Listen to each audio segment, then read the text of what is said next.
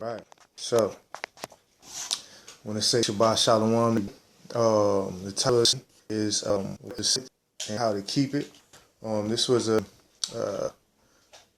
a good study to get back into, and also to highlight on how to keep the Shabbat according to the Most High, and how important it is, because there's certain things that we're going to go over today that even when I was, through the Spirit of the Most High drafting up the scriptures, it was a good reminder and an eye opener with certain things. But this is good because a lot of people ask that question, and AHAYAH willing, they'll be able to reference this video and this recording to help guide them to the Most High through His words and His words only. So, first and foremost, we're going to deal with what is the Sabbath, right? So we're going to start off in Ezekiel 20 and 12. Ezekiel 20 and 12. And a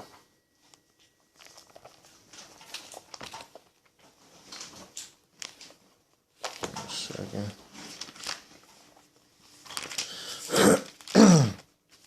Okay, so Ezekiel 20 and 12, it says, when we're talking about the Sabbath, this is what it reads right here. It says, moreover, also I gave them my Sabbaths to be a sign between me and them, that they might know that I am the Lord that sanctified them. So, when we talk about the Sabbath, everybody knows that the Sabbath is the seventh day, but then it's not common knowledge to everybody because of, Job 9 and 24 says the earth is in the hands of the wicked. So a lot of people are deceived on what day the Sabbath is.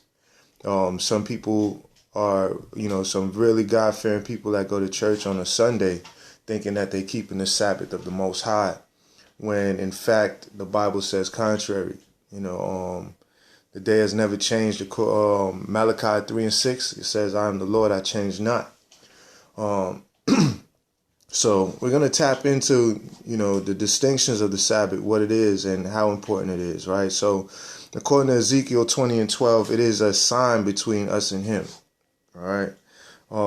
Now, I do want to let this be known too. We are going to go into not only the Bible, but we're also going to go into the Book of Jubilees, because the Book of Jubilees is very important when you're trying to understand the law. Why is that? Because it gets into great detail on certain things that you might not be privy to when just reading the Bible. There's more things about keeping the Sabbath and keeping the Most High's law that's why these books were taken away. So we are going to touch on some scriptures in the Book of Jubilees. So, again, according to Ezekiel 20 and 12, it is a sign between us and Him. So just by keeping the Sabbath, when it talks about sanctify yourself, sanctification or sanctify means to be set apart. So that sign is setting you apart from all those who don't keep the Sabbath and all those who don't keep the laws and commandments of the Most High. So it's a sign between us and Him. All right, that's His people. This is His people. They keep His Sabbath. Next we're going to go to Exodus 31 and 13. Exodus 31 and 13. Okay. So I'm going to read this. Exodus 31 and 13. It says, spake thou unto the children of Israel, saying, verily, my Sabbaths ye shall keep. For it is a sign between me and you throughout your generations, that ye may know that I am the Lord that doeth sanctify you, right? So there it goes again, Him saying that it is a sign between us and Him, right? It says, verse 14, ye shall keep the Sabbath thereof, Salakia, therefore, for it is holy unto you. So when we're asking what is the Sabbath, it's a sign between us and the Most High. What is the Sabbath? It is holy unto us. It is holy unto Him. It is a holy thing unto the people that fear God, right? It's I'm going to read 14 again. Ye shall keep the Sabbath, therefore, for it is holy unto you. Everyone that defileth it shall surely be put to death. Now, I want to keep that in the back of your mind, because according to the doctrine that comes from these theologian schools, which is trickled down from the Catholics, who are the same people who hung the Messiah, they are telling, they're basically bending the scriptures to make people think certain things. So like when it says be put to death, we automatically think, well, oh yeah, man, that's the Old Testament. So, we're not going to stone nobody to death. Yeah, all praises to the Most High. Since the Messiah came, that's something that we don't do, right? However, reminder, please keep that in mind, because as we progress, there's something very interesting that's going to come out pertaining to that. So it says, ye shall keep, verse 14, Exodus 31:14, ye shall keep the Sabbath, therefore, for it is holy unto you. Everyone that defileth it shall surely be put to death. For whosoever doeth any work therein, that soul shall be cut off from among his people. Now, I'm going to stop there for a second, because this is a very important thing. And I really want to share this with the brothers and sisters. And this is a revelation that I've received through conversations or speaking with other brothers and stuff like that. And being able to take the meat and actually toss away the bones. And I'm going to say this. The way that is being shown to a lot of us today in this understanding of awakening is that we have grace. I agree. We do have grace. We do have grace. However, I mentioned this last week, and I'm going to mention it again, because the Bible, the Most High has never forsaken his people. This scripture is left as a blueprint for us to get back. Okay, and I must say this. Throughout captivity, the book of Daniel shows us very clearly how to operate. Now, I'm saying this because the scriptures also say, think not what you shall eat, nor what you shall drink. Okay? What we have been taught is that when it comes to the Sabbath and stuff like that, because we're in captivity, that we can just, apply grace right there and just keep it moving, right? Now, I would say this, from what I see with scriptures and the precepts and the scriptures that's going to come out, is especially when you read things, when it says things like, think not what you shall eat. He talks about how he feeds the animals and all of that stuff. He clothes the lilies. Don't worry about your clothing and stuff like that. When it comes to this truth, we are really supposed to stand hard on this thing. Grace is bestowed on something that is more so something that is out of our control to a degree, and I think that we are tending to use it a little bit more than we should in these days, because again, in the book of Daniel, it tells us when you look at how Daniel operated through his captivity, through serving these kings of Babylon, similar to what we are in right now, you would notice that he was willing, he did not think for what he shall eat or drink. He was willing to lose his life before he defiled the Most High's commandments. And he was employed by the king. You know what I mean? He was his advisor. Now, here in Babylon, we are employed by our captives. You see what I'm saying? But the truth be told, we are not supposed to allow our captivity to defile us against the Most High. And at the end of the day, if we are walking by faith and not by sight, and we really relying on the Most High and engaging the Spirit, the Holy Spirit, and engaging the truth, believing wholeheartedly in what he says without doubting, we will not have no worries for what we shall eat or what we shall drink or how we be clothed, because we know that he'll take care of us. Now, I'm saying this to say this. When it talks about being cut off from among your people or being put to death, this is a very serious thing. And I'm going to also touch on why right now you'd have somebody not keep the Sabbath, because they probably, think it's not that serious, or, well, he don't keep it and nothing happened to him. I'm going to reach, man, when we touch these scriptures, man, I pray that, you look at the Sabbath in a whole different way, because I was talking with my wife, and then, building this study, and, through the Spirit of the Most High, I was like, whoa, because I saw something that I'm going to bring out for sure through the Spirit. But long story short, when it comes to this captivity and working, we are to definitely fight for our Sabbaths. All these other nations and all these other people that have some kind of quote unquote religious lifestyle or attachment to them, they all have some sort of respect for their belief. But when it comes to this Hebrew walk, I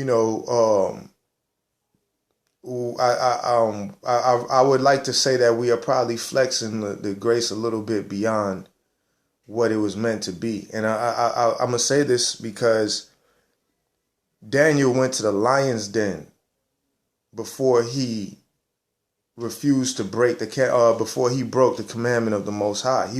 He didn't think nothing about anything other than the commandments of God. And that was through his captivity, right? And if I'm not mistaken, he served 5 kings, but none of them could get him to bend like that. He went into the fiery furnace and was protected by the Most High. The Most High clothed him with his heavenly presence from that fire, okay? He also went into the lion's den in the time of Darius and was protected. Both times he could have lost his life. So when the scriptures say, think not, it also talks about he who will try to save his life shall lose it. These are precepts to keep in mind because, the Bible says, work out your own salvation with fear and trembling. I'm just coming here trying to encourage brothers and sisters to really hold fast to this Sabbath and really anchor down on this thing. If your job is trying to make you work on the Shabbat, look at what Daniel did. You might have to take that L and pray to the Most High. He will clothe you just like he does the lilies. He will feed you just like he does the sparrows. You know what I mean? And the animals of the field. So I'm saying this because when you read scriptures like Exodus 31:15, when it says 6 days may work be done, but in the 7th is the Sabbath of rest, holy unto the Lord. Whosoever do any work in the Sabbath day, he shall surely be put to death. This stuff is some serious stuff. Verse 14, it says, ye shall keep the Sabbath, therefore, for it is holy unto you. Everyone that defileth it shall surely be put to death. For whosoever doeth any work therein, that soul shall be cut off. Cut off from what? Cut off from what? Now, I know that the promises are at hand. Salvation is at hand. Who would like to be cut off from those things? You know what I mean? So this is a very serious matter. And that part about death, please keep that in your mind. Because we're gonna bring out some edification on that. So all I'm trying to say is, don't let your captivity force you to go against the Sabbath, go against the Most High, right? And I'm gonna touch on these scriptures, man. We're gonna go through them, and it's gonna bring a lot of understanding, especially with grace. We're also gonna touch on how grace is and what it's for, but it's not. I firmly believe that the way we are being shown to use it is very loosely, and this thing is a very serious thing. So we're gonna keep on going here. Verse 15, Exodus 31:15. It says, 6 days may work be done, but in the seventh is the Sabbath of rest, holy unto the Lord. Whosoever doeth any work in the Sabbath day, he shall surely be put to death. Verse 16, wherefore the children of Israel shall keep the Sabbath to observe the Sabbath throughout their generations for a perpetual covenant. So this is throughout all generations, including ours right now, right? So this thing is not something that's going away. And notice it says holy unto the Lord. So who are we? If it's holy unto the Most High, it has to be holy unto his people. And we have to hold fast onto that. All right. Verse 17, it says, it is a sign between me and the children of Israel forever. Not just in the Old Testament. Okay. Forever. Right. It says, it is a sign between me and the children of Israel forever. For in 6 days the Lord made heaven and earth, and on the seventh day he rested and was refreshed. So it's also a day of rest, right? A day of rest so we can be refreshed from all of this labor, right? From since Adam, he says he shall eat by the sweat of your brow. So he has given us a day to relax, a day to rest, right? A day to worship and so forth. Okay, let's go to Isaiah 58 and 13. All right. Isaiah 58 and 13.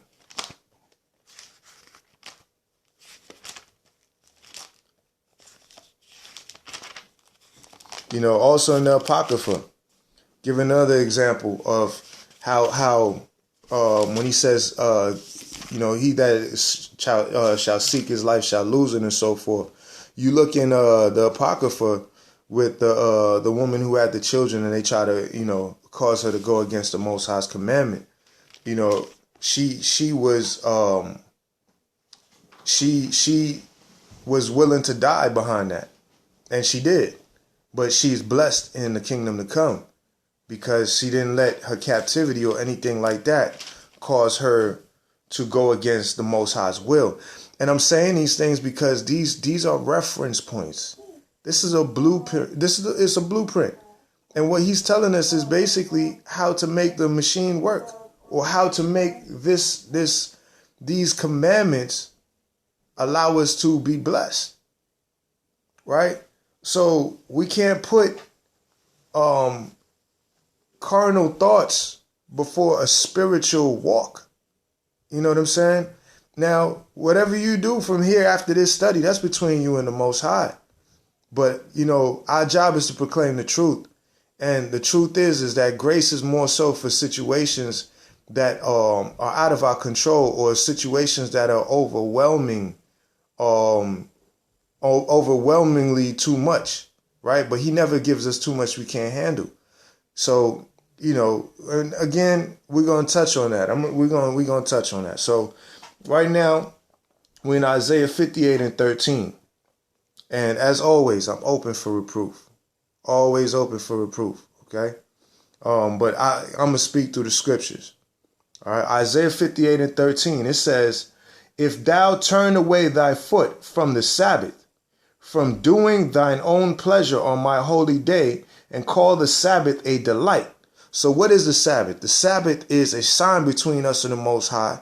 The Sabbath is a holy thing. It is a day of rest. It is a day of refreshment, and it is a delight to those that love God. All right. It's not a burden. It says, if thou shalt turn away thy foot from the Sabbath, right? From doing thine own pleasure. So everything that we do has to have some reference to the Most High on the Shabbat. Okay. Also known as the Sabbath, or the seventh day, Saturday. Right. It says, Isaiah 58 and 13, if thou shalt turn away thy foot from the Sabbath, from doing thine own pleasure on my holy day, and call the Sabbath a delight, the holy of the Lord honorable, and shall honor him, not doing thine own ways, nor finding thine own pleasures, nor speaking thine own words. That's why we have to speak as the oracles of the Most High. It tells you that we are supposed to be going through the law on the Shabbat. See what the Most High is talking about. Refresh our mind and our spirit through the word. Right? Verse 14. Then shalt thou delight thyself in the Lord, and I will cause thee to ride high, to ride upon the high places of the earth, and feed thee with the heritage of Jacob thy father, for the mouth of the Lord has spoken it.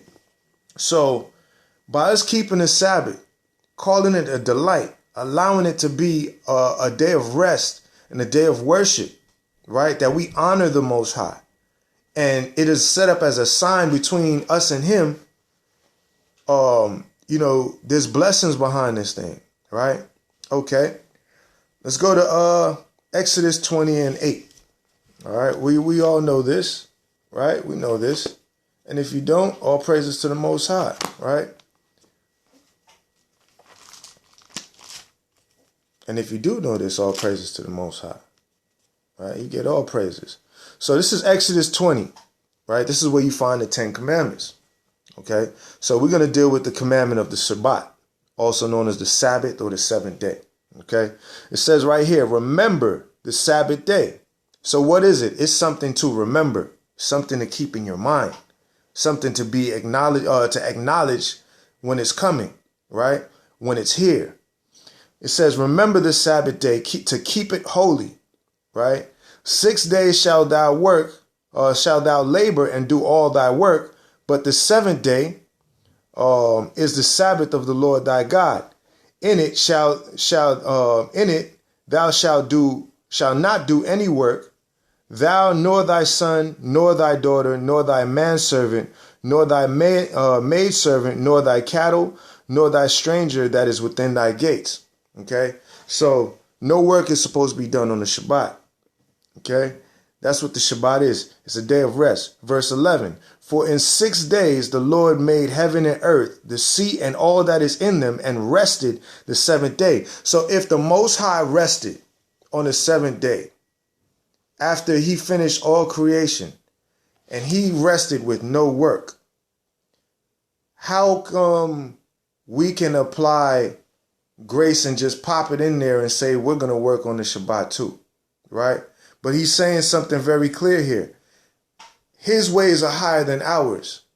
And if the Most High is not doing it, then why would we do it? Even through captivity. And Daniel knew that. Daniel knew that. That's why he didn't play with the commandments even through captivity. We ought to be as stern as possible with it. Now, when it comes to grace is applied, like he talks about the sheep in the hole. There's situations where grace is there. Why is that? Because by you extending a blessing onto another one, that cannot be sin. You see what I'm saying? But like he says, think not for what you shall eat, nor what you shall wear and stuff like that. We're not supposed to really be playing around with this Sabbath day like that. And again, the scriptures that we're going to bring out, man, it really fortifies it, man. And, we'll see. All right. So we're going to go to Mark 2 and 21, 2 and 27, Salakia. Mark 2 and 27.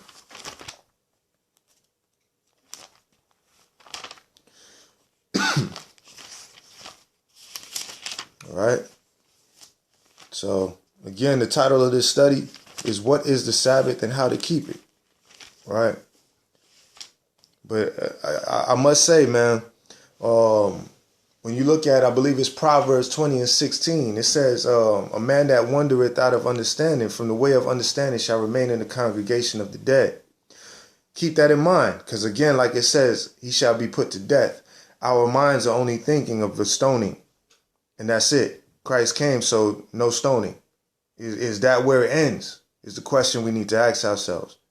And through these precepts, you're going to show that that's not where it ends. It's man. All right. So we right here, Mark 2 and 27. And it reads, red letter, of course. And he said unto them, the Sabbath was made for man, not man for the Sabbath. Right. So we know very clearly, what is the Sabbath? The Sabbath was made for man. Right. It was made for us to get a day of rest. The Most High took that rest and he was like, well, these are my children. You know, I am their God. You can have that day as well. It's made for us to have that refreshment. Right. So it's made for man, not man for the Sabbath. So a lot of times we look at that like, OK, well, grace in certain areas. Right. And Christ told us what the grace is applied to. Right. When it comes to the laws and commandments, if somebody is starving, you feed them. If you have to purchase something to feed that person that fears God, right? It says not to give on to a ungodly person, because you basically inherit the wickedness of their doings by you feeding them as well. So we got to always test these spirits, right? So when it's talking about somebody starving or something like that, that's when grace is applied. If this person, you talk to them, you can tell that they're a God-fearing person. They really need something to eat and stuff like that. We're not supposed to purchase or stuff. We're not supposed to buy or sell on the Shabbat. But for this person that is your brother, they're starving, you buy them something to eat. Those things is where grace is applied, right? But when it comes to particular things, man, we really have to pick and choose which ones we're going to do, right? Which ones, because certain situations weigh more than others. You know what I mean? And this captivity is set up for you to lose. It's set up for us to fall off. You know what I mean? Please understand that. So your job is not forcing you to work on the Sabbath by accident. You know what I mean? And when the law was passed for Daniel not to pray to the Most High like that, that wasn't set up for him to win. It's the same thing. You know what I mean? So, like the scriptures say, the Sabbath was made for man, not man for the Sabbath, right? But we got to understand what that's saying. It's not just saying to deal with the Sabbath any old way. And, it's sad to say that it kind of comes off like as if grace is a credit card. You know what I mean? It's just stored up there, well, I got to do this, just run it and whatever, you know what I mean? I'll pay for it later. Yeah, man, I'm going to just keep reading. Let's go to Leviticus 23 and 1. Leviticus 23 and, Luke 23 and 56. Luke 23 and 56.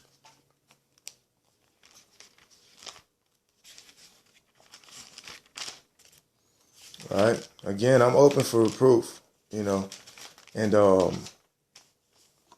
grace be abound. Christ came and allowed us to receive grace.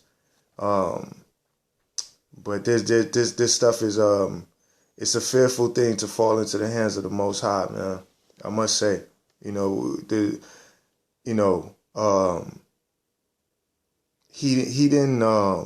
didn't allow his grace he didn't allow grace to defile him in any way.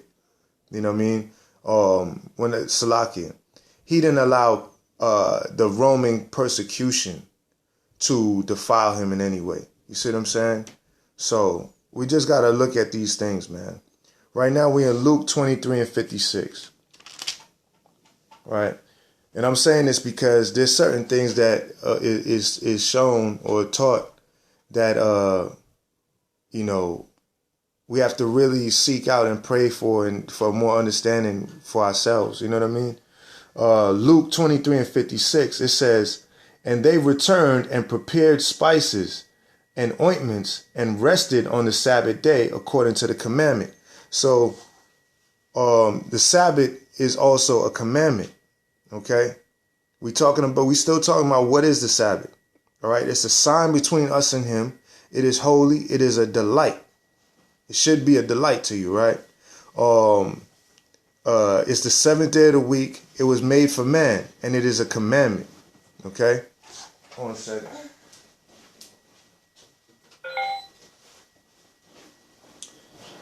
Okay, so next I'm going to go to Leviticus 23 and 1. All right? So we're going to touch on, now we know what it is through the scriptures, just letting the scriptures talk, not me saying what it is. We're going to go to Leviticus 23 and 1. All right. The scriptures say, man, we're supposed to preach salvation to the captives, man. And, we all want to make it in. When it comes to this thing here, man, we have to deal with these laws and commandments very delicately, not loosely, very delicately, man. And that's all I'm saying. Your salvation is your salvation. But all I'm saying is this thing is you don't want to gamble on the wrong bet. You know what I mean? It's better to really be as focused on it as possible. You know, and you know, I'm gonna just keep reading. Leviticus 23 and 1. It says, and the Lord spake unto Moses, saying, Speak unto the children of Israel, and say unto them, concerning the feast of the Lord, which ye shall proclaim to be holy convocations. Even these are my feasts, right? So on the Sabbath, it's also a holy convocation. It's a holy convocation as well. Right now, the Sabbath is in full swing, right? It started as soon as the sun set. And right now, what we're doing here is having a holy convocation. A holy convocation is an assembly, a gathering of the people, right? We might not all be physically gathered right now, but we are gathered in the spirit, and Christ is amongst us right now, right? When 2 or 3 are gathered, Christ is in the midst. It's a holy convocation, right? He says, even these are my feasts. Verse 3, it reads, 6 days shall work be done, but the 7th day is the Sabbath of rest and holy convocation. There it goes again. Ye shall do no work therein. It is the Sabbath of the Lord in all your dwellings. Okay? So when you look from here down, all these, the 7 feasts are also considered Sabbaths. You have Passover, Feast of Unleavened Bread, First Fruits, or Feast of Weeks, Trumpets, Day of Atonement, and Tabernacles. Those are all considered Sabbaths, and you can read the rest of that chapter for yourself, and get more understanding on how it's a Sabbath. But those are considered Sabbath days as well. But there's something very special about the Sabbath day, the 7th day. All right. So I just want to touch on, because I mentioned that when the sun set on a Friday, that's actually the Sabbath. I just want to show real quick in Genesis 1 that the Sabbath is actually activated when the sun sets on Friday. Okay, on the 6th day when the sun goes down, that's actually the beginning of the Sabbath day. The beginning of, so just put out your mind whatever was taught to you by the world and how time works, it's off. Okay, and the Most High, let God be the truth and every man a liar. So this is Genesis 1 and 4. It says, and God saw the light, that it was good. And AHAYAH divided the light from the darkness. And AHAYAH called the light day, and the darkness he called night. Right? So you got light and day. Here it goes right here. And the evening and the morning was the first day. The world teaches us morning first, then the evening. But according to the time of the Most High, the darkness was there first, and then he created the light in the darkness. So the evening is first, and then when the sun sets, the evening is first, and the morning is more further into the day. The beginning of the day is the evening. Okay? And when you read everything that he created in Genesis 1, you'll notice that every time he ended that day, he would say the evening and the morning, putting the evening first. 1 Corinthians 14 and 40, all things in decency and order. The order of the Most High is evening first and then the morning. So when the sun sets, that is a new day. Okay? Not 12 o'clock, none of that stuff. So I'm going into all of this stuff because this is reference points and good things to share with those that may not have this. Okay? Now we also gonna get into some meat now. We're gonna touch on some meat, but we're gonna still keep it milky at the same time. Okay? But this is some very important stuff. So now we're gonna go to the Book of Jubilees. Okay? Book of Jubilees right here. Alright. And I'm gonna go to chapter 2. Chapter 2, verse 25. Alright. Jubilees 2 and 25. If you don't have the Book of Jubilees, you can look it up, PDF, or you could just listen along while I read it. Jubilees chapter 2, verse 25. It reads, He created heaven and earth and everything that he created in 6 days, and AHAYAH made the 7th day holy for his works. It says, therefore he commanded on its behalf that whoever doeth any work thereon shall die. right? And that he who defileth it shall surely die. We read that earlier, right? Okay. But here just check this out. It gets more serious. Verse 26. Wherefore do thou command the children of Israel to observe this day, that they may keep it holy, and not do thereon any work, and not to defile it. Here it goes. Now, when you're talking about the Sabbath day, all things in decency and order, the Sabbath day is more holy than all of the feast days, because it was the day of rest after creation. And I'm pretty sure the Most High has even more reasons why, which is beyond my strength. But we're going to speak on what we have right here in front of us. Okay? So, I'm going to read verse 26 again. It says, Jubilees 2 and 26. Wherefore do thou command the children of Israel to observe this day, that they may keep it holy, and not do thereon any work, and not to defile it, as it is holier than all other days. It says here, and whoever, please listen to this, because we was talking about breaking his commandments and doing work on the commandments. Now we're going to see why I'm trying to say, please do not play with the Sabbath. Whatever was told prior to this, what we about to touch on right now, please just take heed to what we about to read and understand how it affects your salvation, and understand why the Most High says, think not what you shall eat or what you shall wear, even in your captivity. And that's exactly what Daniel did. I'm going to read this. Verse 27. And whoever profaneth it shall surely die, and whoever doeth thereon any work shall surely die eternally. We're not talking about a stoning there. I'm going to read that again. Verse 27. And whoever profaneth it shall surely die, and whoever doeth any work thereon shall die eternally. That the children of Israel may observe this day throughout their generations, and not be rooted out of the land. For it is holy, it is a holy day and a blessed day. Now, why is this not mentioned when people are talking about using grace so freely? Oh, just do it. You know what I mean? But the Bible says, you know, we got to keep these precepts, right? Through these precepts, we gain understanding. He says very clearly, think not what you shall eat nor what you shall drink.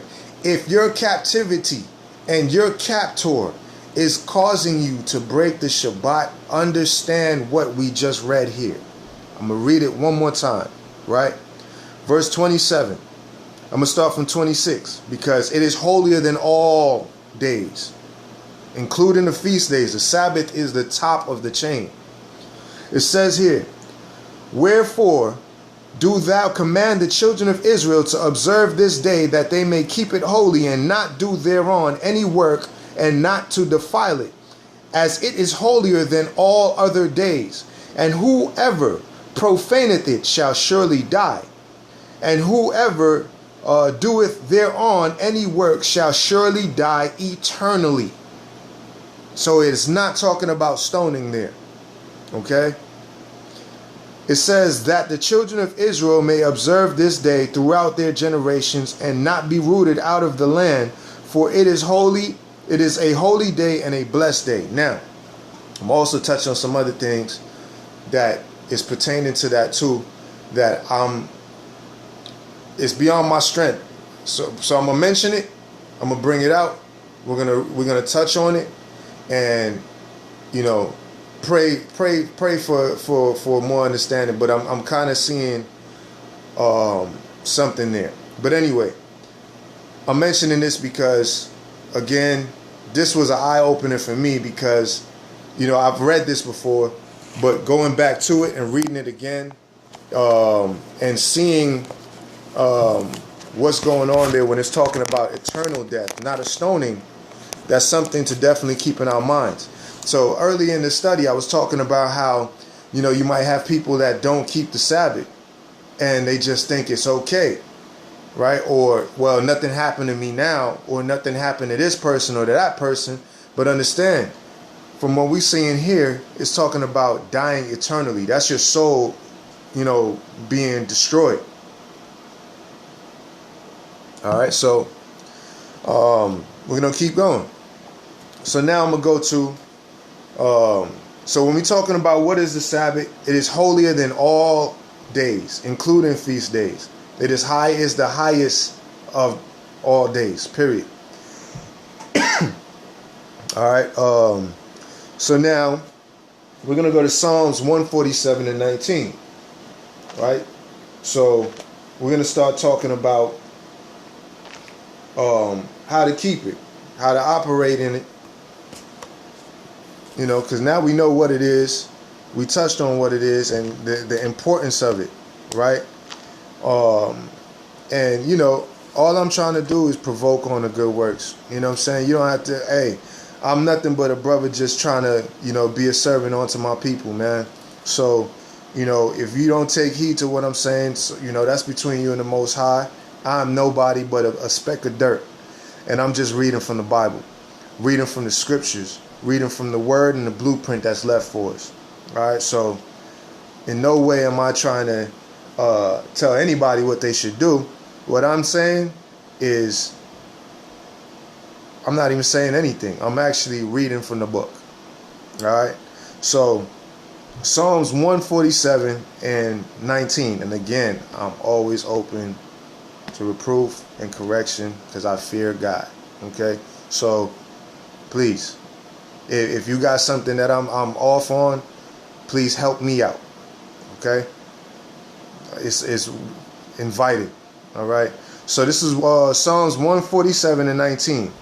He showeth his words unto Jacob, the 12 tribes. Right, his statutes and judgments unto Israel.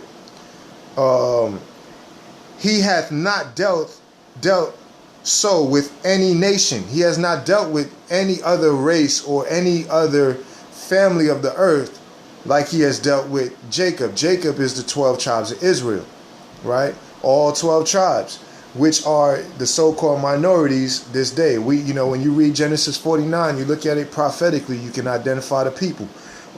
Deuteronomy 28 and 68 and 28 from 14 all the way to 68. Those curses is how you identify the people. All right. So he's saying he hath not dealt so with any nation or any race, right? As for his judgments, they have not known them. Praise ye the Lord.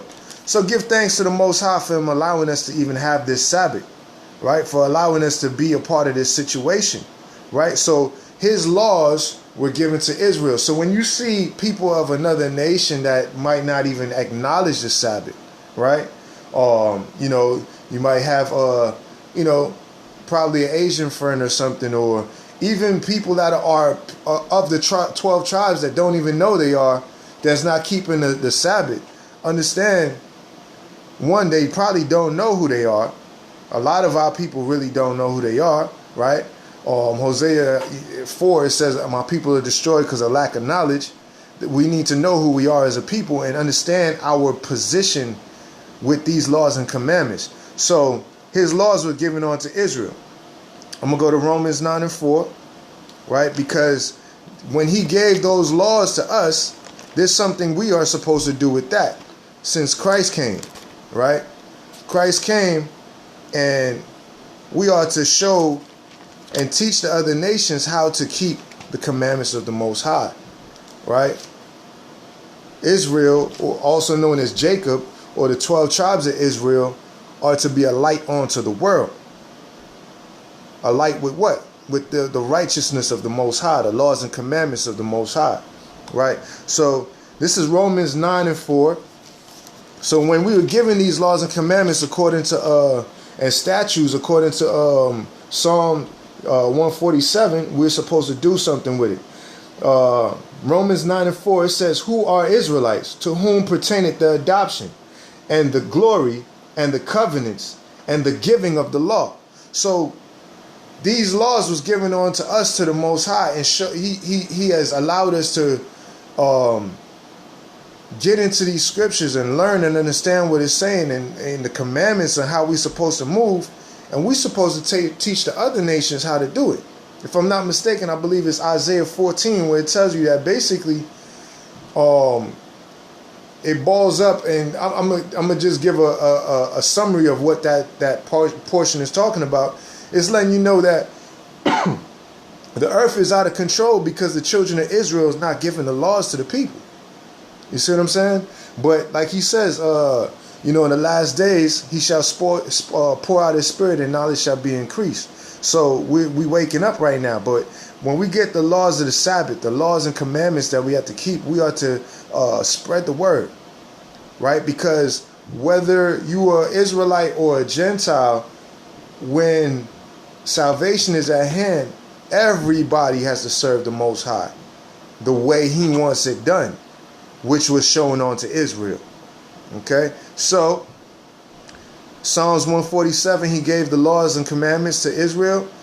Romans 9:4, Israel's to teach the other nations, but first teach each other. First the Jew, then the Gentile. Teach each other. 1 Corinthians 14:40, all things in decency and order. All right, so we were talking about our captivity and how it puts a dampening on on the commandments that we have to keep. They really trying to keep this the valley of the dry bones, or the those that are still asleep and not awoken to know that they are God's people. The whole scheme is to keep you defiled and separated from the Most High. So what do? We're gonna see. Let's go to Lamentations 1:7. Lamentations 1:7. Okay. This is what our captivity is doing to us, and this is what Daniel was not allowing to happen, right? At least not on his watch. The Bible says, "Who will stand up for the Most High?" But understand, your salvation is your salvation. It don't matter what the next person next to you doing. Hey, and like I said, I'm nothing but a servant, man, and I'm just sharing what I received from what I've been reading and looking at with these scriptures. Okay, so Lamentations 1:7. This is what captivity does to the Most High's commandments. It says right here, Jerusalem remembered in the days of her affliction and of her miseries all her pleasant things that she had in the days of old, when her people fell into the hand of the enemy, that which was then is now, and none did help her. The adversary saw her and did mock at her Sabbaths. Okay? That's what captivity does to this beautiful thing that the Most High set up for his people. This sign that he has set up for his people. They mock at the Most High Sabbath. Okay? That's why your job encourages you to go and work on the Shabbat. Or everything is open on the Shabbat, and then Sunday, when you really want to go and do whatever it is because it's not the holy day, everything's closed. They mocking the Most High, right? Because the earth is given into the hands of the wicked. Understand? That's what they was trying to do when the advisors of Darius was trying to tell Daniel he can't pray to the Most High, right? They were trying to mock the Most High with their wicked ways, but he was not having that. You know what I'm saying? And I'm just putting it out there, man. There's nothing wrong with taking care of your family and stuff like that. You have to do it.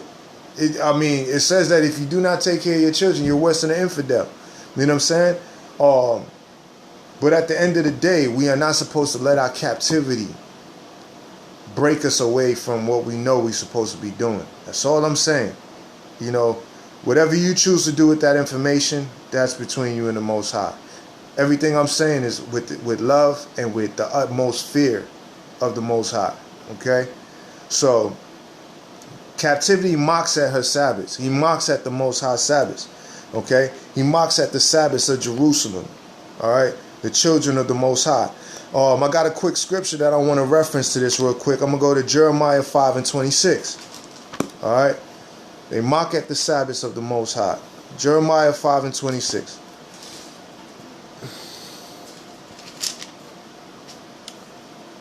All right. This is what's going on in our captivity, and this is why we have to take our especially the Sabbath day. We have to take this thing very serious, okay? Because when you read in Jubilees and it's talking about shall surely die eternally. All right, this is Jeremiah 5:26. For among my people are found wicked men. This is what's going on in our captivity. They lay wait as he that setteth snares. That's why they set you up to work on the Shabbat. You know what I mean? That's a snare. Fight for your Sabbaths, man. Fight for your Sabbaths. Make as much noise as you can for your Sabbaths. Seriously. And if they're not giving you those Sabbaths, you pray and fast on what you should do. All I did was give a recommendation. You do that. You pray to the Most High. Fast to the Most High and ask him what you should do. Look at these scriptures again and ask what you should do. It's all here. Okay? So it says right here, this is what's happening in our captivity when they mock at the Most High Sabbath, right? It says, for among my people are found wicked men. They lay wait. As he that setteth snares, they set a trap. They catch men. The earth is in the hands of the wicked. And he's setting a bunch of booby traps for the children of Israel. Alright, I'm going to keep going. I'm going to go back to Jubilees chapter 2. And I'm going to read verse 28. Alright, this is a commandment from the Most High. Okay.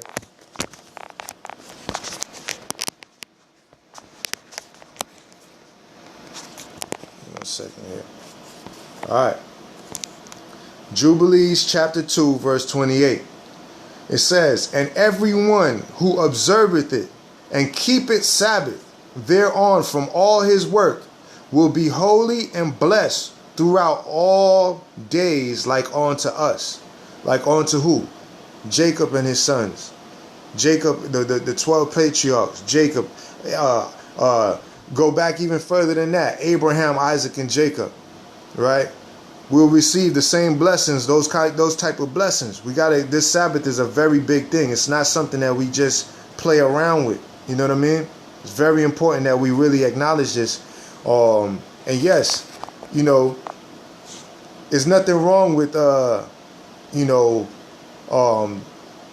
observing the Sabbath and with your friends and family and having holy convocations and admiring the works of the Most High. There's nothing wrong with that. That's a beautiful thing.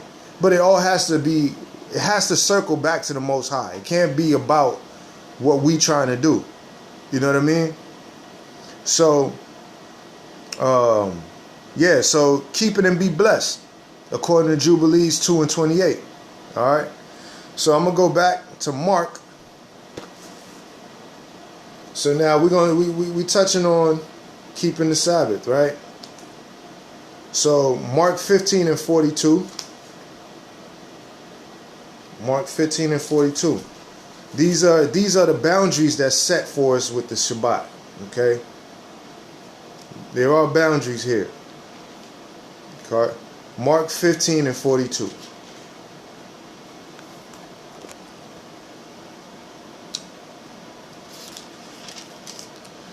Mark 15 and 42 reads,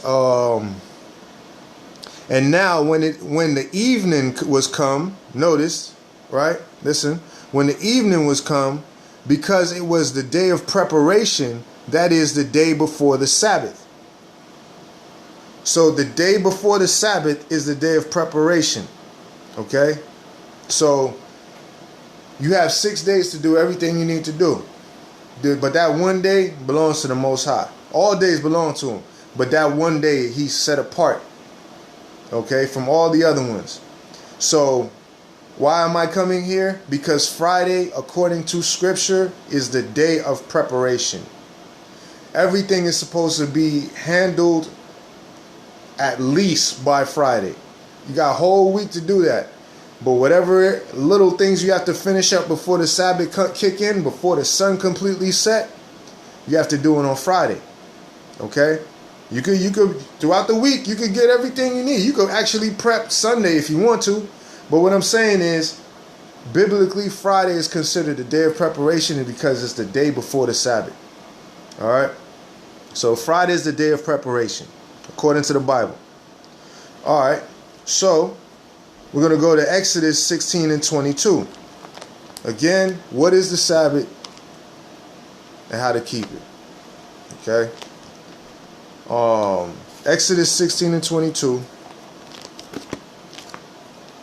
So keep in mind, Friday is the day of preparation. What does that have to do with anything? With the Sabbath? We'll see.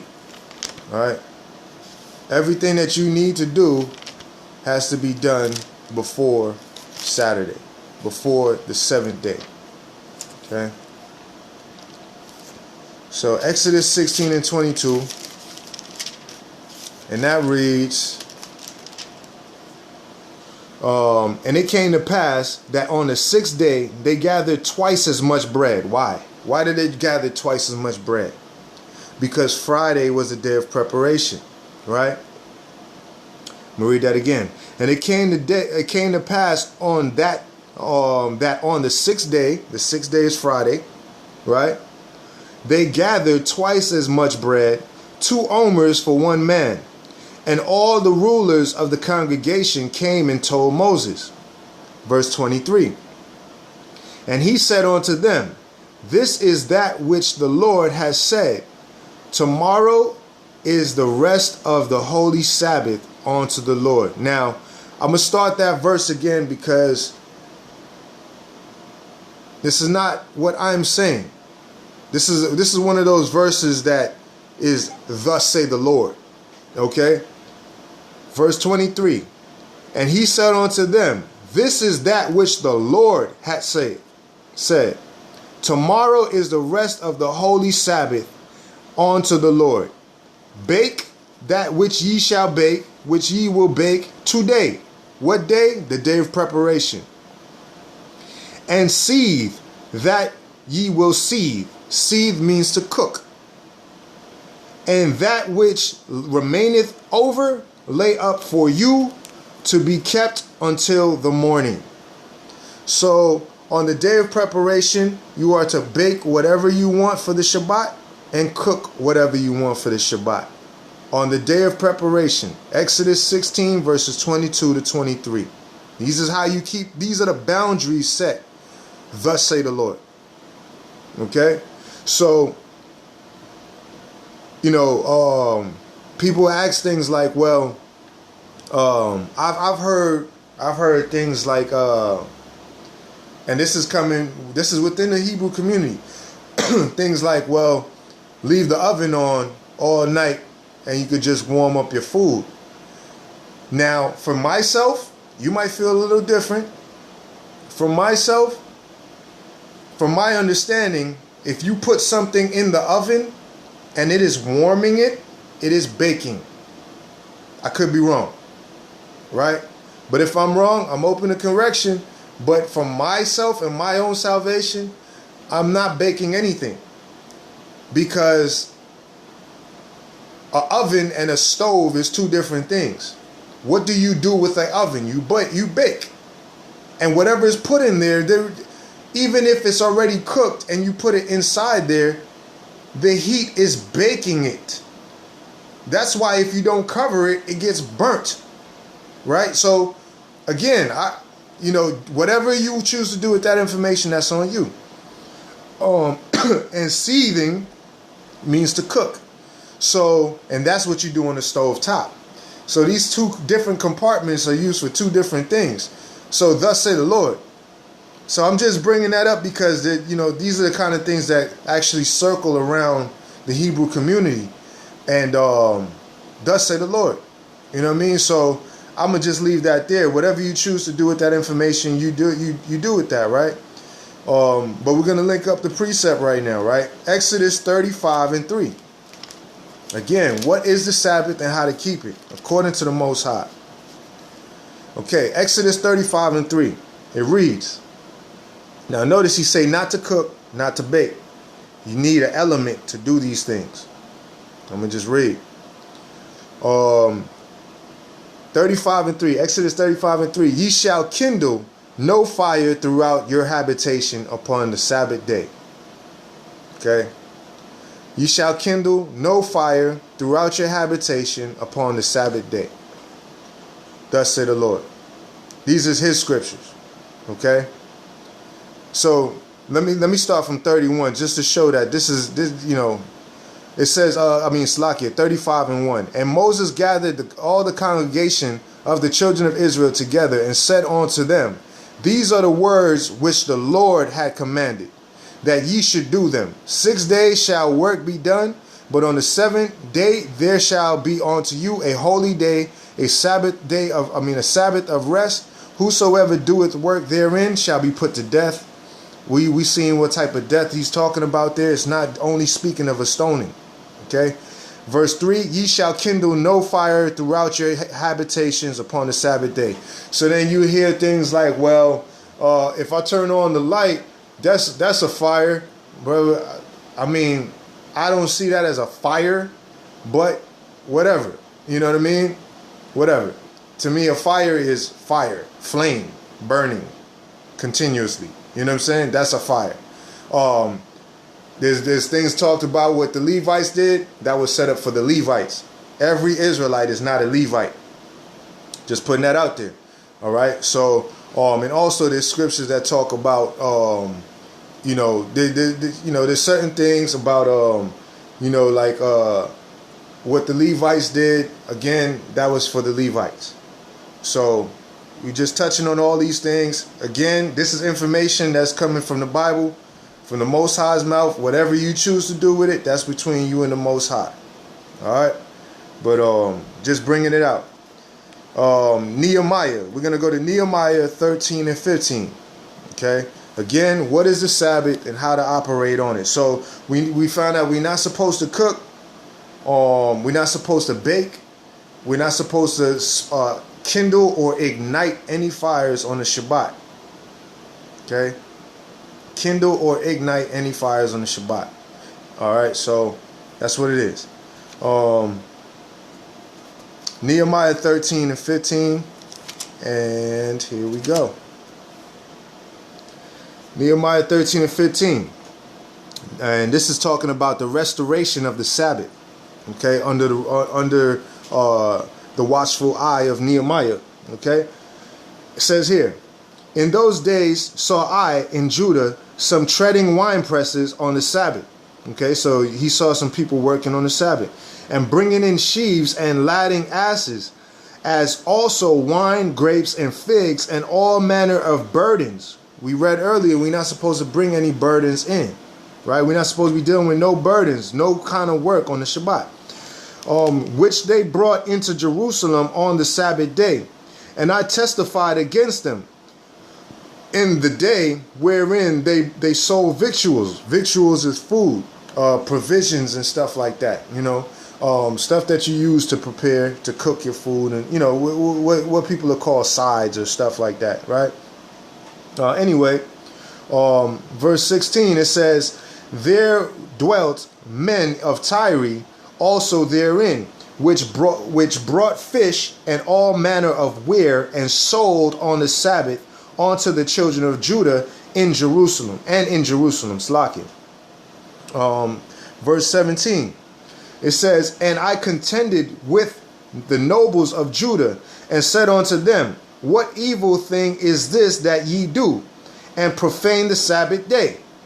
Did not your fathers thus, and did not our power bring all this evil upon us and upon this city? Yet ye bring more wrath upon Israel by profaning the Sabbath.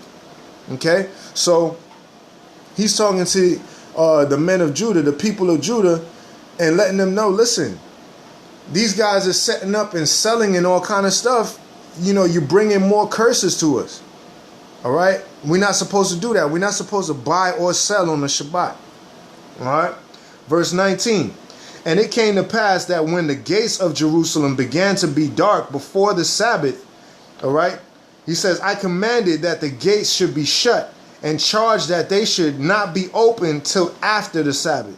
So you want to buy something, buy it after the Sabbath. You want to sell something, sell it after the Sabbath, but not on the Most High's holy day.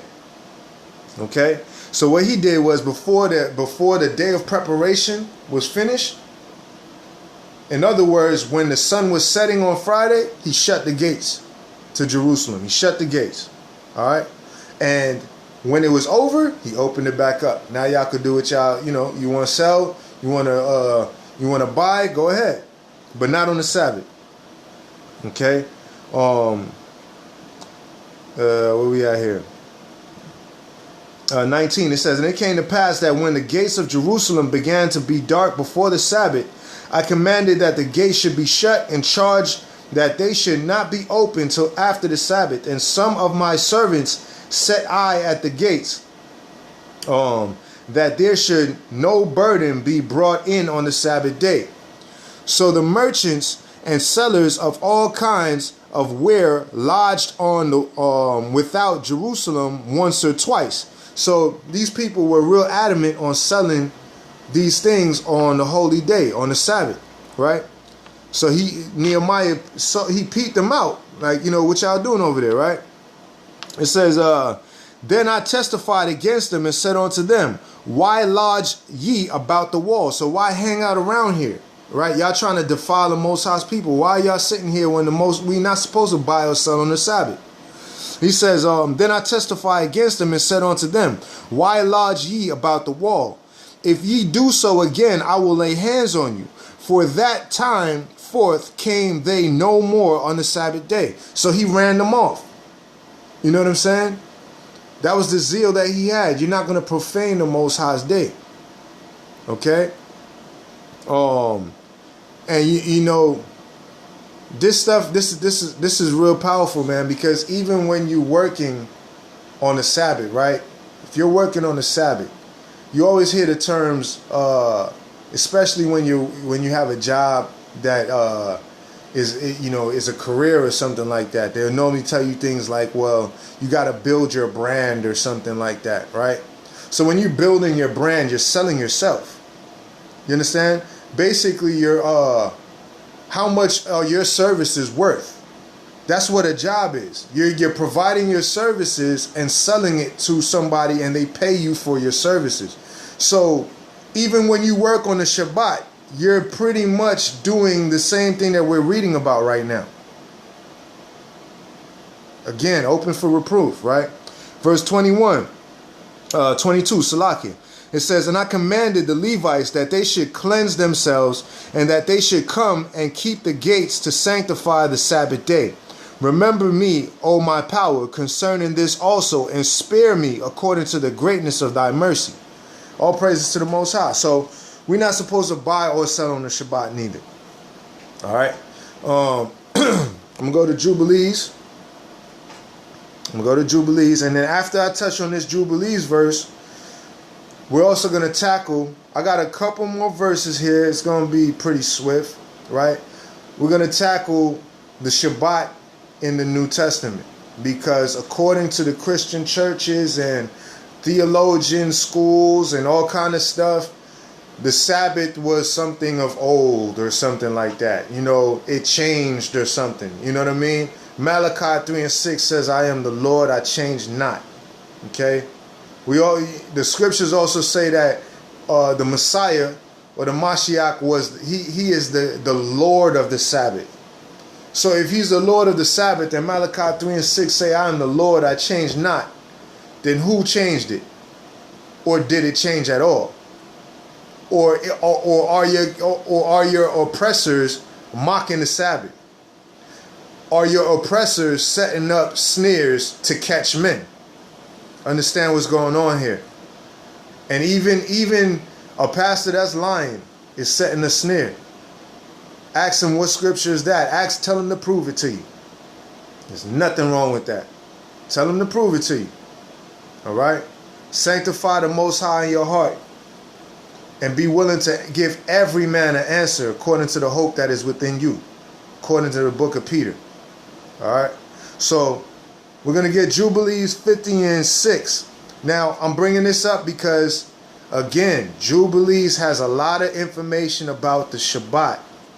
And I pray that you receive this, okay? Because these are some nuggets right here that you're not going to, your pastor won't tell you.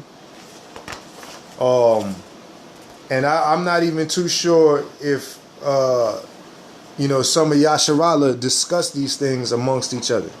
So we're gonna touch on this. The brothers and sisters that we study with, we privy to these things, but some people might not be. Okay, so we're gonna get it. This is Jubilees 50 and 6. And again, if you don't have the book of Jubilees, please listen along or look it up online real quick and follow along. Jubilees 50 and 6. Okay, we're still talking about how to keep the Sabbath. After I'm done here, we're going to show that even in the New Testament, the Sabbath is still kept. Okay, so this is Jubilees 50 and 6. And it reads, "And behold, the commandment regarding the Sabbaths, I have written them down for thee, and all the judgments of its laws. 6 days wilt thou do labor," right? 6 days wilt thou labor, Salakia. "But on the 7th day is the Sabbath of the Lord your power. In it ye shall do no manner of work.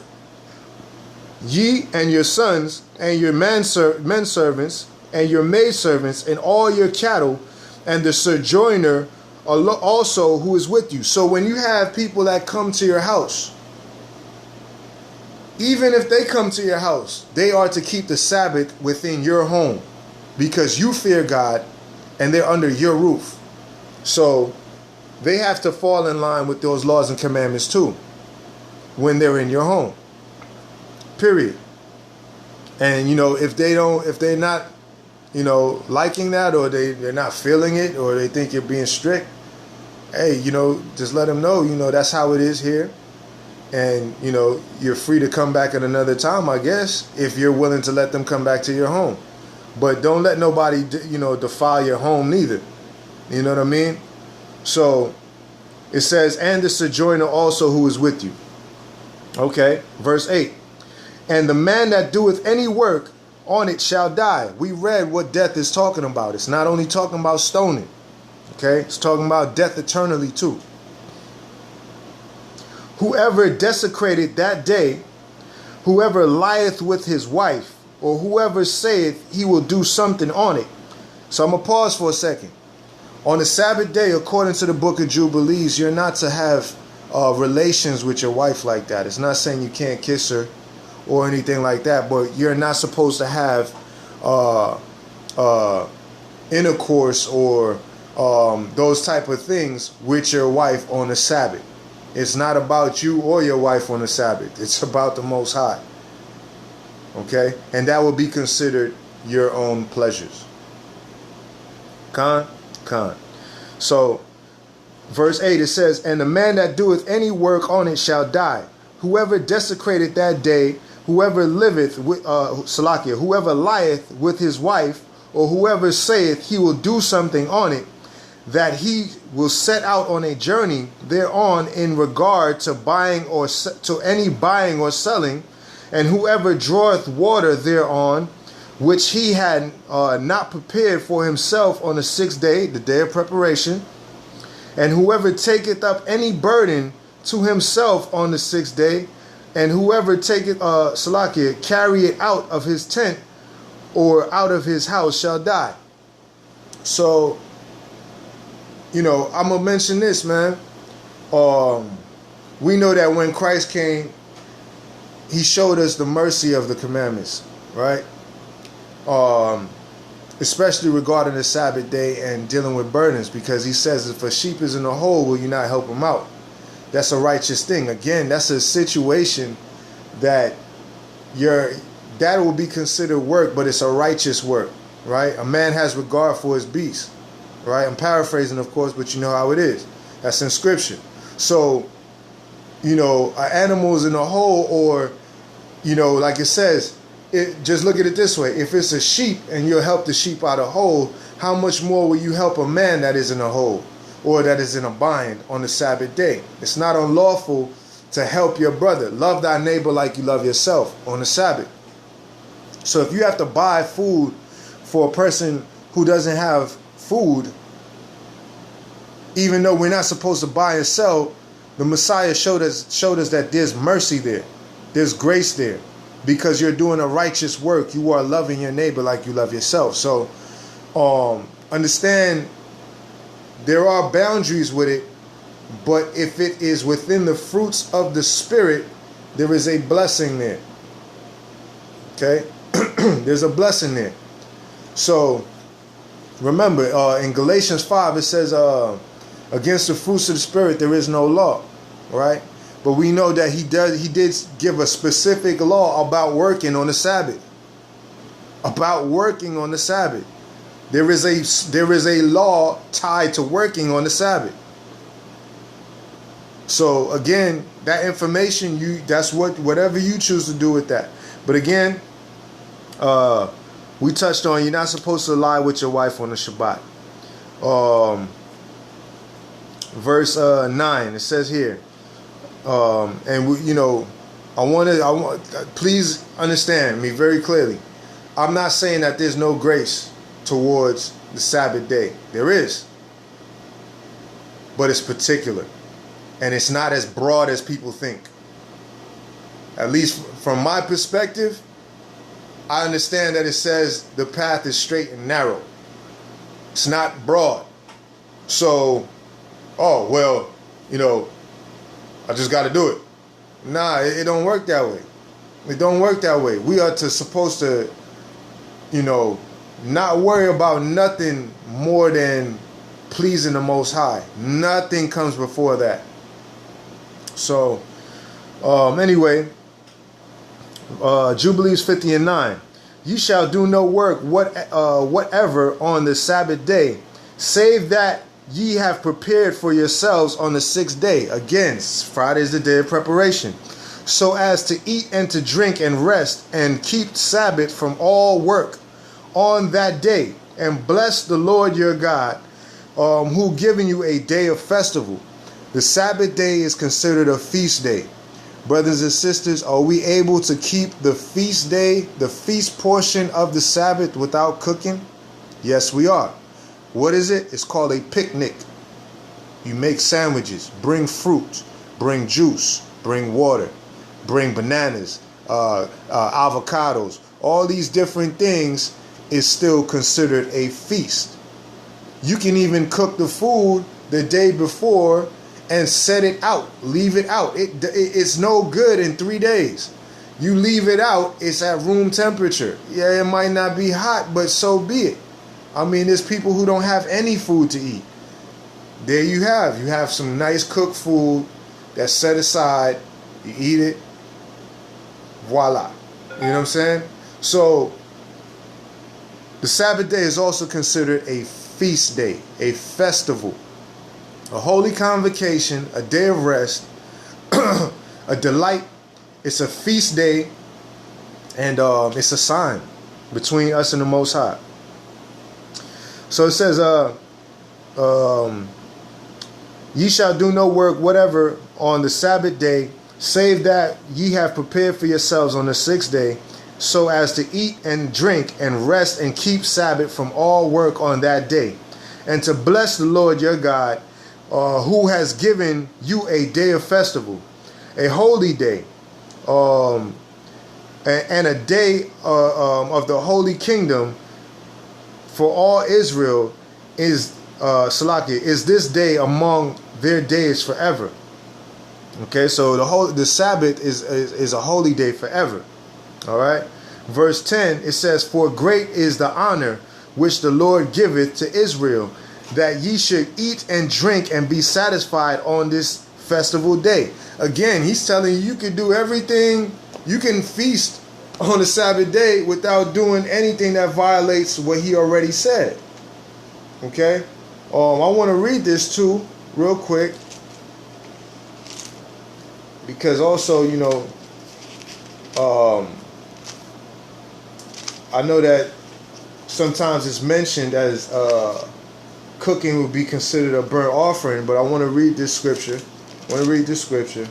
Again, this information I'm putting out there, and you do what you do what the Most High leads you to do with it. Okay. So this is Deuteronomy 12 and 13, because again, when we talking about cooking, sometimes people look at it as it's a burnt offering. Again, burnt offerings and all that was set up for the Levites to do, not just any old Israelite. For instance, if that's the case, if any one of the 12 tribes could just do what the Levites was set up to do in their office, then that means that any old Levite could go in. I mean, any old Israelite could go and touch the Ark of the Covenant. We know that ain't true. We know that ain't true. So why would it be different when it comes to the offices of the Levites, right? But check this out. This is Deuteronomy 12 and 13. It says here, take heed to thyself that thou offer not thy burnt offerings in every place that thou seest. Okay? I'm bringing that up because burnt offerings is tied directly to Jerusalem. Not any old place and you just, spark a fire as a burnt offering. That's no. No, that's not what the Bible says. So, again, putting the information out there, you do with it however the Spirit leads you. Whether you find it to be fruitful or you find it to be bones, that's between you and the Most High. All right. Jubilees 50 and 10. For great is the honor which the Lord had given to Israel, that they should eat and drink and be satisfied on this festival day, and rest thereon from all labor, which belongeth to the labor of the children of men. So that stuff belongs to the children of men, and the Most High is allowing us to take part in his holy feast. Okay? It says, save burning frankincense and bringing oblations and sacrifices before the Lord for days and for Sabbaths. Again, pertaining to the Levites. Pertaining to the Levites. The way in biblical times, you cannot say you're going to, in the Old Testament, you can't say you're bringing a sacrifice and you just start burning the sacrifice. And if you think I'm lying, read on what happened with Saul. He jumped ahead of Samuel and it was a problem between him and the Most High. I'll tell you no story. Look it up. Right? Verse 11. Jubilees 50 and 11. This work alone shall be done on the Sabbath days in the sanctuary of the Lord your God. So where's the sanctuary at? In Jerusalem. That precepts with Deuteronomy 12 and 13, which I just brought up. Right? Don't burn offerings in every place that thou seest. That's set up to the land. That's connected to the land. All right? Salakia, Jubilees 50 and 11, it says, this work alone shall be done on the Sabbath days in the sanctuary of the Lord your God, that they may atone for Israel with sacrifice continually from day to day for a memorial well-pleasing before the Lord, and that he may receive them always from day to day according as thou hast been commanded. Okay, verse 12, and every man who doeth any work thereon, or goeth a journey, or tilleth his farm, whether in his house or any other place. Check this out, man. Or any other place, or who lighteth a fire, or rideth on any beast, or travelleth by ship, or on the sea, or striketh or killeth anything. You're not even supposed to kill an ant on the Shabbat. Con. Right?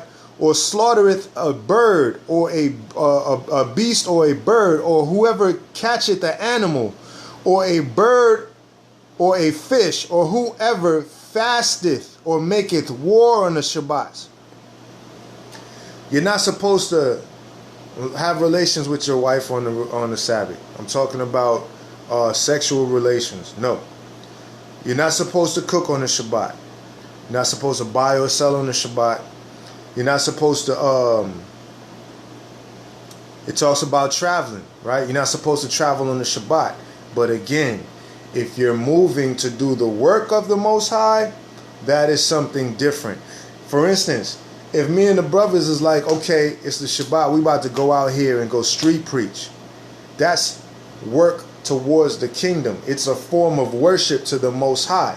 So yes, for work like that, you can travel to go meet up with the brethren, to go and street preach, to wake up the Most High's people so the harvest is full. You can do that. You know what I'm saying? And that's what I'm trying to tell you. It's a thin line when you're trying to use grace. It's not just for everything. and it's not a broad thing neither. It has to be directed to the Most High in every fashion. You know what I mean? So, yeah, and you're not supposed to fast on the Shabbat. All right. Now you probably ask. You see, I like to tackle things that would be said or may come up as a question, because one thing I know is that if you're dealing with truth, you should not have to shy away from anything. Okay. So a person can ask me straight up, well, if you can't fast on the Sabbath, then how did Moses and how did Christ and Enoch and them, how did they fast for 40 days and 40 nights? They started before the Sabbath. See, again, grace is very selective. It's conditional on situations, but it has to be laser focused to the Most High. So if you fasting on the Sabbath, you cannot start your fast on the Sabbath. That's what it's speaking of. But if your fasting started from Sunday to Sunday and it continued through the Sabbath, you did not start your fast on the Shabbat. That's why Moses was able to fast 40 days and 40 nights. That's why Yasha was able to fast 40 days and 40 nights. Enoch and so forth. All right. So verse 13, Jubilees 50 and 13, it says, the man who doeth any of these things on the Sabbath shall die. Again, we read about what it's talking about, what type of death it's talking about. It's not just talking about stoning. Shall die, so that the children of Israel shall observe the Sabbaths according to the commandments regarding the Sabbaths of the land, as it is written in the tables, which he gave into my hands, that I should write out for thee the laws of the seasons, and the seasons according to the divisions of their days. So, I read something that's very interesting, and this is what I was mentioning earlier, but it's beyond my strength. You know what I'm saying? But I'm going to mention it because it's here. Okay? It says here, the man who doeth any of these things on the Sabbath day shall die, so that the children of Israel shall observe the Sabbaths according to the commandments regarding the Sabbaths of the land. So, in captivity, are we supposed to keep the Sabbaths, keep the laws and commandments? Absolutely. When it's talking about the Sabbaths of the land here, I know that Jerusalem, the land of Jerusalem, it had its own Sabbaths pertaining to the land itself. For instance, like you talk about a Jubilee, like if you grew agriculture in the land, there was a rule that you can't even take certain fruits until a certain time, because it was still within, the land was still within its Sabbath. It was still within its rest. You know what I'm saying? So as far as the Sabbaths of the land and trying to connect that with, should we keep it in our captivity? Again, what I look at with Daniel kept the commandments of God throughout his captivity all the way to the end, and he was considered a righteous man. So by his blueprint, and our forefathers, the disciples, all of them that was under Roman persecution, they still kept the commandments. They still kept the Sabbath. So I would say, yes, we are still supposed to keep it. Okay? So, now, I'm going to touch on these scriptures real quick. Dealing with the Sabbath and the New Testament. You know, they say the law is done away with. It's talking about the sacrificial law. It's not talking about the commandments. Okay? 1 John 3 and 4 lets us know very clearly, for sin is the transgression of the law. Okay? So, if the whole law is done away with, then that means there's no sin in the earth. Obviously, there's still sin in the earth, so the law still stands. 1 John 3 and 4, jot it down, check it out for yourself, give it to your pastor or anybody that's telling you that the law is done away with, and tell them to explain that. Alright? Okay. So, now we're just going to highlight the Sabbath being kept in the New Testament for all those who have been told that that is no longer in effect, and so now you can keep it on Sunday, and all kind of other stuff. That's not biblical. It never changed. And I'm going to start it off with Hebrews chapter 4. It's a very powerful scripture. And I pray that, you know, anybody that you have that's still stuck in that Christian doctrine, that has not been able to realize that the Most High is calling his people to be obedient to his laws and commandments, please share this with them. You'll be doing them a service. You know, we ought to be servants unto one another, and this would be a beautiful service unto your brother, onto your sister, onto your neighbor. All right. So Hebrews chapter 4, we're going to start at verse 1. And then after that, I got a couple scriptures here, man. We should be pinning it up soon. All right. So Hebrews chapter 4, verse 1. Let us therefore fear, lest a promise being left us of entering into his rest, any of you should seem to come short of it. Don't play with these Sabbaths, man. Don't play with these commandments and stuff, man. It says, for unto us was the gospel preached, as well as unto them. But the word preached did not profit them.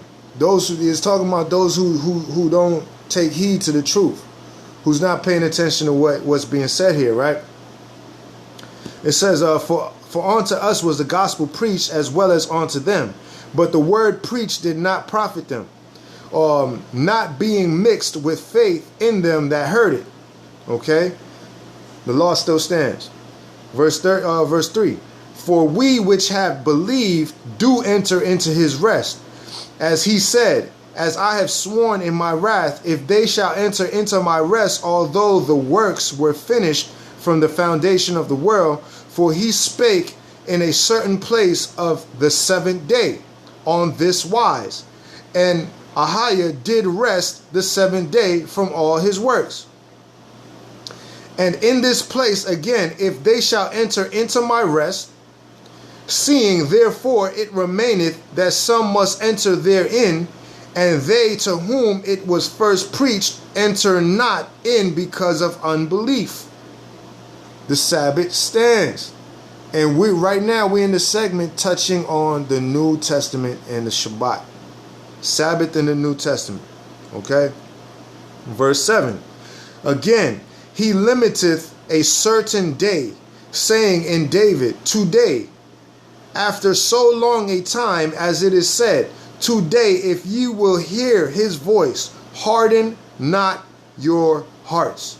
For if Yasha had given them rest, then would he not afterward have spoken of another day? He has never spoken of another Sabbath. I'm going to keep going. And this is New Testament, y'all. This is Hebrews. Verse 9. There remaineth therefore a rest to the people of AHAYAH. For he that is entered into his rest, he also has ceased from his own works, as the Most High, AHAYAH, did from his. Let us labor, therefore, to enter into that rest, lest any man fall after the same example of unbelief. For the word of AHAYAH is quick and powerful and sharper than any two-edged sword, piercing even the dividing asunder of soul and spirit, and of the joints and marrow, and is a discerner of thoughts and intents of the heart. Verse 13. Neither is there any creature that is not manifest in his sight, but all things are naked and opened unto the eyes of him whom we have to do. All right, this is Sabbath in the New Testament. All right. So we're gonna go to Matthew 5 and 17. Matthew 5 and 17. We in the last leg of this study. Matthew 5 and 17. And I'm gonna read here. This is red letter. Think not I am come to destroy the law or the prophets. I am come not to destroy, but to fulfill. Fulfill what? Fulfill the prophecies. Are the prophecies done being fulfilled? No, because the earth is not finished. Heaven and earth is not done. We are right now in the last days, the last book of Revelations. So all has not been fulfilled. All the prophecies have not been fulfilled yet. They are rolling out. And we are very nigh. This is high time. Okay? We are in the last days. I'm going to read that again. Verse 17. Think not I come to destroy the law. Sabbath still stands. New Testament. Or the prophets. I come not to destroy, but to fulfill. For verily I say unto you, till, right, which is synonymous to with until heaven and earth pass. We are still on earth, and the heavens are still above us, right? Till heaven and earth pass, one jot or one tittle, right, in no wise shall pass from the law, till all be fulfilled. So nothing should be removed from the law, not even a period or a comma, until all prophecies be fulfilled. Whosoever therefore shall break one of these least commandments, right? Keep the Sabbath day holy, right? The laws and commandments, the 10 commandments as a whole, and shall teach men so. Christian church pastors are doing this right now, right? And teach men so, shall be called the least in the kingdom of heaven. But whosoever shall do and teach them, the same shall be called great in the kingdom of heaven. Parents, this falls on us too. Why? Train up a child in the way which they should go. So we're not supposed to even be teaching our kids anything outside of the commandments of the Most High and, wavering with this thing. Okay, we're not. All right. We're going to go to Luke 4:16. All right. So Christ said out his own mouth, he did not come to destroy the law or the prophets. And until heaven and earth pass, these laws and commandments are still in effect. And that's including the Sabbath. Keep the Sabbath day holy. Luke 4:16. All right. We know 1 John 2:6, if I'm not mistaken, tells us if we abide in him, we ought to walk even as he walked. Let's see how Christ walked. Did Christ keep the Sabbath? Let's find out. Luke 4:16. And he came to Nazareth, where he had been brought up, and as his custom was, he went into the synagogue on the Sabbath day and stood up to read. All right, that's our Messiah taking part in a holy convocation on the Sabbath. Right? So if we're supposed to take part in a holy convocation and even the Messiah did it, how we look if we're not doing it on the Sabbath? Again, I'm putting this information out here through the Spirit of the Most High. Whatever you do with it, that is between you and the Most High. But again, work out your own salvation with fear and tremblance. Fear and tremblance. I can hear it now. Don't be over righteous. Over righteous. You gotta be careful with how you use that word. What is over righteous? You know what I'm saying? Over righteous is something like, man, I had a good example. Man, I had a good example of over righteousness, man. Me and my wife was talking about it the other day. But over righteous has nothing to do with basically not keeping I'll give you a prime example of being over righteous. Over righteous is saying stuff like you're not supposed to have children in these days.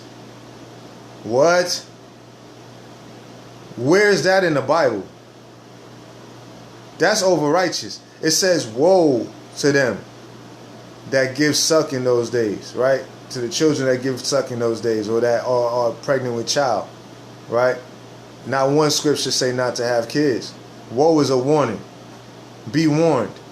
Be cautious.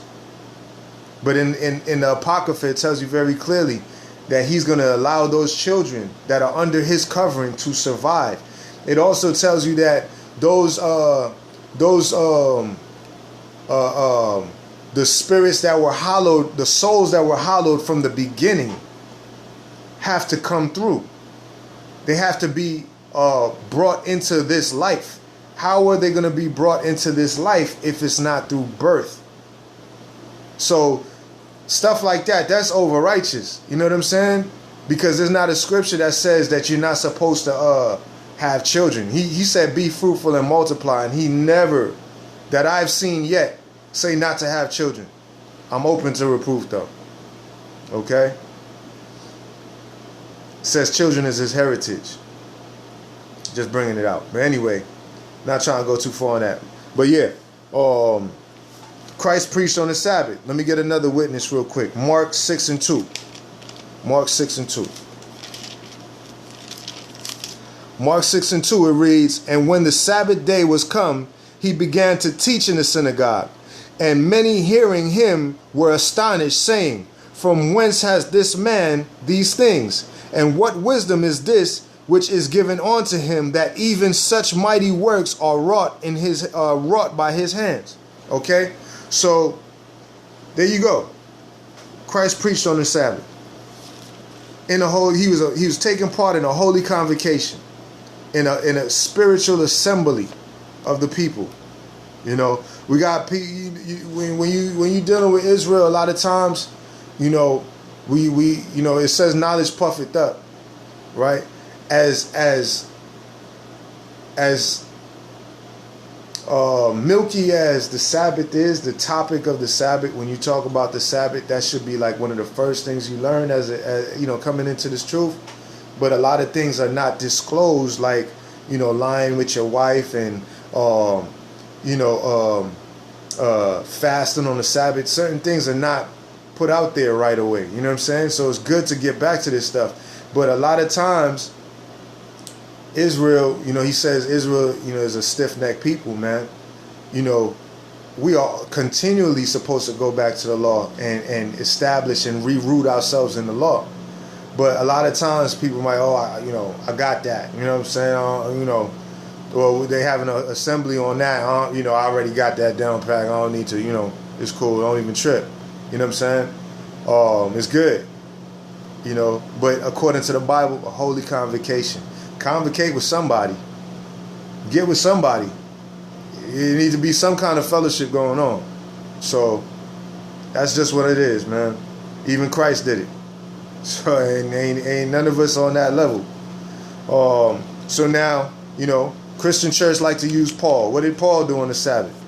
Was Paul keeping the Sabbath, or was he going to church on a Sunday? Let's see. We're going to go to Acts 18 and 4. All praises to the Most High. And after that, I got 1, 2, 3, few more. So Acts 18 and 4. It reads here. This is Paul. And it's titled, "The Jews Reject Paul." It says, "And he reasoned in the synagogue every Sabbath." He wasn't there on no Sunday. Every Sabbath. Right? And persuaded the Jews and the Greeks. That's what Paul did. Let me get another witness real quick. We're going to stay in Acts. We're going to get, come on. Acts 13 and 42. Acts 13 and 42. But Paul said he preached in the Sabbath. Okay? Acts 13 and 42. And when the Jews gone out of the synagogue, the Gentiles besought that these words might be preached to them the next Sabbath. Not next Sunday, the next Sabbath. Right? Verse 43. Now when the congregation was broken up, many of the Jews and religious proselytes followed Paul and Barnabas, who speaking to them persuaded them to continue in the grace of AHAYAH. Verse 44. And the next Sabbath came almost a whole city to gather to hear the word of AHAYAH. Sabbath after Sabbath. Even Paul kept it. Somebody lying. Let's get the next one. Still in Acts. Acts chapter 17 verse 1. And when they had passed through, man, that's a doozy, that word right there. Hold on. Let me catch my breath. Now when they had passed through Amphipolis, okay, and Apollonia, they came to Thessalonica, where was a synagogue of the Jews. Verse 2. And Paul, as his manner was, went in unto them, and 3 Sabbath days reasoned with them out of the scriptures. Holy convocation. Reasoning on the Sabbath. Okay, showing worship. So now we took care of Paul. Let's go to Matthew 12 and 11. Because not only did they preach on the Sabbath, but when the Messiah came, he showed us how to utilize grace on the Sabbath when dealing with situations that is within the fruits of the Spirit. So this right here, Matthew 12 and 11. And he said unto them, red letter, what man shall there be among you that shall have 1 sheep, and if it fall into a pit on the Sabbath day, will he not lay hold on it and lift it out? How much then is a man better than a sheep? Wherefore it is lawful to do well on the Sabbath days. Doing well on the Sabbath days is doing the 2 greatest commandments. Loving thy God with all your heart and soul, and having no God before him, and loving thy neighbor like you love yourself. All right, so that's how you apply grace to the Sabbath. That's how you apply grace to the commandments.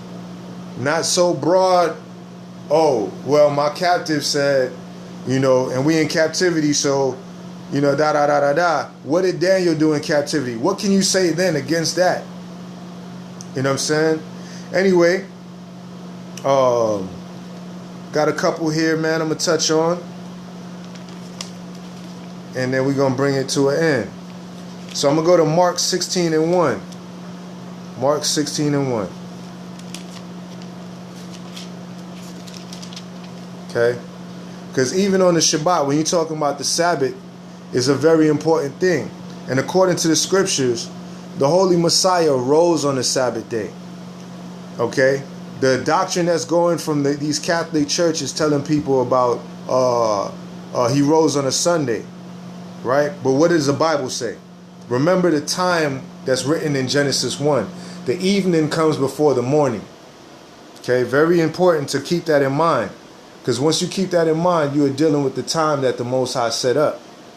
All right, so this is Mark 16 and 1. And when the Sabbath was past, Mary Magdalene and Mary, the mother of James, and Salome had brought sweet spices that they might come and anoint him. And very early in the morning, the first day of the week, that's Sunday, they came onto the sepulchre at the rising of the sun. Okay? Now, you could continue reading that, and what you see is that when they came, the stone was rolled away. Notice they came on the first day of the week. So if they came on the first day of the week, when did he rise? He rose on the Sabbath. Oh, man, brother, you tripping. Okay. Matthew 28 and 1. Matthew 28 and 1. In the end of the Sabbath, as it began to dawn towards the first day, okay? In the end of the Sabbath, as it began to dawn towards the first day of the week, came Mary Magdalene and the other Mary to see the sepulchre. Okay? So, remember, when the sun sets, it's a new day. Very clear. Okay? Towards the first day of the week. One more. Luke 23 and 55. And after this, I got one more scripture, and I'm going to leave it on the table. And, I hope that it's been a help to anybody that was seeking this out. Again, it was something that kind of came across my path for, this kind of study to come out. So all praises to the Most High, and I hope that it's beneficial to those that were seeking this information, and also to those who, may have had it all locked up in their head. Either way, it should be some kind of blessing coming out of it. A higher willing. Luke 23:55, it says, "And the women also, which came with him from Galilee, followed after and beheld the sepulchre and how his body was laid." Verse 56, "And they returned and prepared spices and ointments and rested the Sabbath day according to the commandment." Okay, so this is what they did before they went on the first day of the week. They rested on the Sabbath. By the time they got there on the first day of the week, he was already risen. So, last but not least, we're going to go to Jubilees one last time. Jubilees chapter 2. And if you don't have Jubilees, you could just listen along. Or you could look it up on a PDF online or something like that. Download the PDF or read along online. And we're going to see what the Most High says about this and how he deals with this situation, period. Okay? So, Jubilees 2:28. And I'm going to read all the way down to the end of the chapter. And this is my last scripture here. And so Jubilees 2:28, it says, "And everyone who observeth it and keepeth Sabbath thereon from all his work will be holy and blessed throughout all days like unto us. Declare and say to the children of Israel the law of this day, both that they should keep the Sabbath thereon, and that they should not forsake it in the error of their hearts." Again, this is why I'm trying to stress, don't make this, don't have grace like a super wide freeway that, traffic is just going left and right. The path is narrow. Please deal with this thing very